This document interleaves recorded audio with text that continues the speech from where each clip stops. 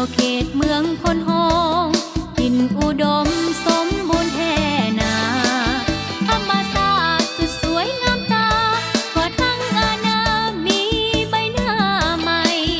น้ำไหลไฟสว่างหนทางสะดวกสบายนับวันจะก้าวเดินไปอยู่แห่งหนใดได้พัฒนาเซินมัดเดี่ยวเมืองทุลคมเต้นชื่นชมเมื่อได้มาเห็นแหล่งท่องเที่ยวสุดที่งามเด่นหากใครได้เห็นก็อยากจากลาเที่ยวเมืองวังเวียงมีชื่อเสียงดังก้องลือซาเมืองเฟืองแหล่งพัฒนาเอกอ้างแทนาเมืองวิลาโซน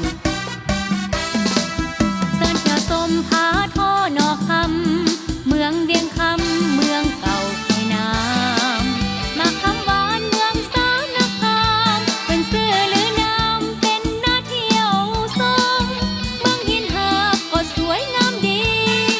เมืองกาสีเมืองแก้วอุดมแสนสดชื่นที่ลมเที่ยวเมืองหมื่นเมืองแน่มาเด้อมาเด้อมาเด้อมาเด้อมาเด้อมาเด้อเส้นเที่ยวเขตแขวงเวียงจันทน์แห่งท่องเที่ยวเขื่อนน้ำดื่มหนึ่งแสนตรึงใจได้สร้างขึ้นใหม่ตามแนวทางโครงการวางไว้สวยงามวิไลอาศัยจะเปรียบปา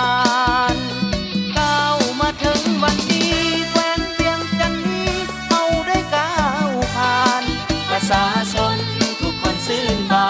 นประชาชนทุกคนชื่นบานมีสุขสำราญกับความศรีวิไลมาเด้อมาเด้อมาเด้อมาเด้อมาเด้อมาเด้อเส้นเที่ยวเขตแขวงเวียงจันทน์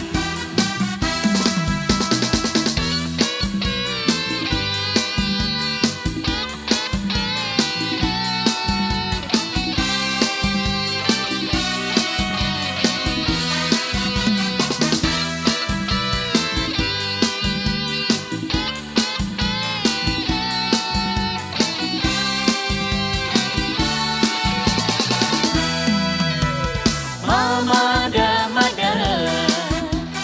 มาเด้อมาเด้อมาเด้อมาเด้อเส้นเที่ยวเขตแขวงเวียงจันทน์แห่งท่องเที่ยวเขื่อนน้ำดื่มหนึ่งแสนตรึงใจได้สร้างขึ้นใหม่ตามแนวทางโครงการวางไว้สวยงามวิไลอาศัยจะเปรียบปาน